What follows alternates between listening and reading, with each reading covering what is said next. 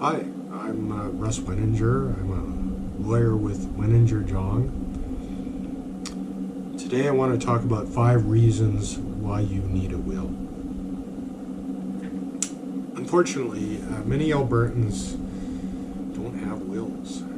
There's this common view that a will is something that you can do when you're a senior citizen approaching death, but that you don't have to do that type of planning prior to turning 70. This is a misconception, and it leads to countless problems for families. A lot of my clients actually come to see me because they had to deal with a relative, a parent or a spouse, sometimes even an adult child, who died without a will. Believe me, that's not a pleasant thing to go through.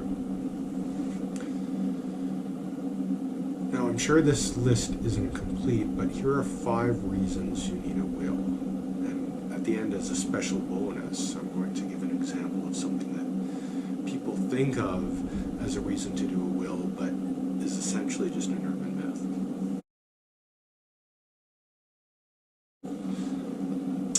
So reason number 1, your kids deserve better than the foster care system.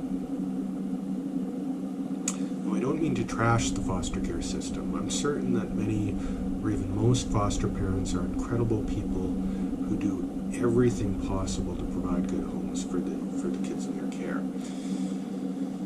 Now, that being said, most people will acknowledge that the foster care system should be a last resort.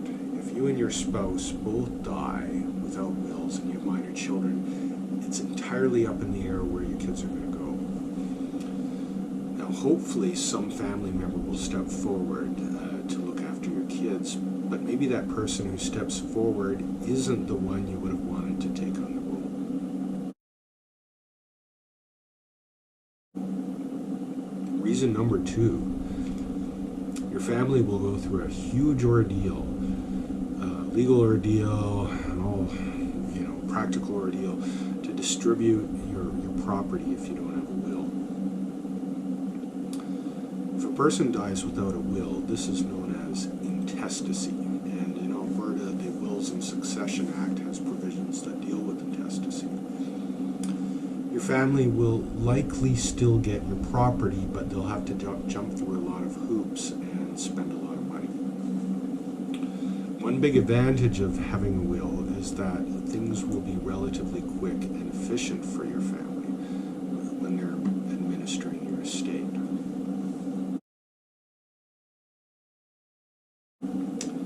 Reason number 3, you leave a lot of unanswered questions when you don't have a will.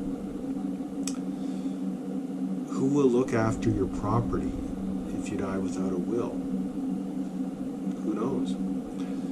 To whom will your property go if you die without a will? Who knows?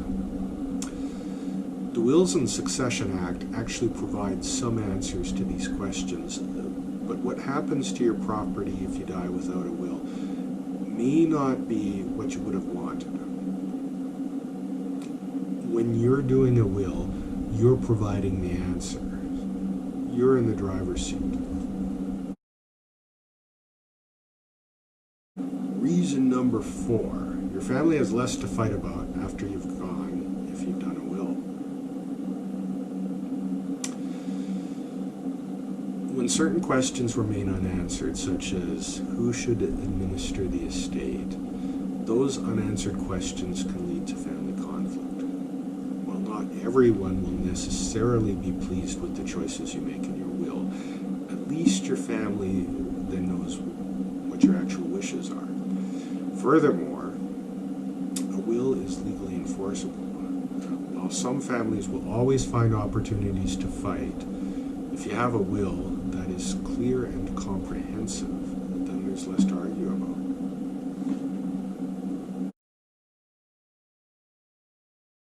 Reason number 5. When you do a will, you can also take care of other estate planning concerns. When you're doing a will, that's the perfect time to talk with your lawyer about other estate planning issues. You can talk about the type of property you currently own and whether any changes should be made to things such as beneficiary designations, on insurance policies and other investments, whether a spouse or common law partner should be added to the title for your home.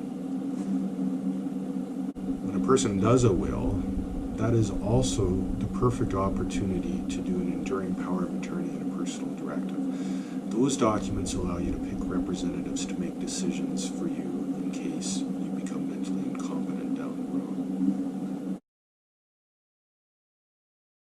road. Now, I promised you a special bonus, and here I'm delivering on that. So the special bonus is, if you don't have a will, does the government take everything? And it's commonly believed that if you don't have a will, then the government will get all your property as soon as you die. Now that's simply not true, at least in most cases. Maybe I shouldn't be telling you this, because people often come to me to do a will precisely because they believe the myth about the government taking all your stuff. That being said, I prefer to have clients who aren't burdened by misinformation. The government doesn't get all your stuff. It's an urban myth, kind of like the story about the alien autopsy at Area 51. Probably everyone has heard the myth. A lot of people believe it, but it isn't true. As mentioned earlier, the Wills and Succession Act determines where your property will go if you don't have a will. While the consequences of the provisions in the Wills and Succession Act may not necessarily be to your liking, or for that matter to your family's liking, it's nowhere near as bad as the government getting everything you own. So for you procrastinators out there, at least there's that.